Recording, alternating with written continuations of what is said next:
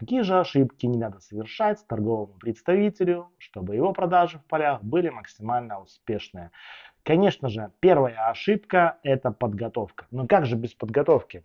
Когда ты готов к клиенту, знаешь, что он продает, кто у него принимает решения, знаешь конкурентов на полке, знаешь весь рынок, знаешь все цены, тебе проще проходить и проще продавать. Поэтому готовьтесь, обращая внимание на три вещи. Знание своего продукта, полностью весь ассортимент, все цены, наименования, упаковки, все SKU, знание всего рынка, что есть на рынке, какие сегменты, в каких ценах, и знание конкурентов.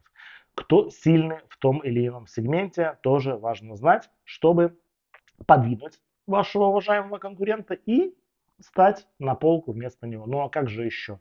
Полка не резиновая, надо уметь категорийным менеджментом как-то заниматься и искать место для себя.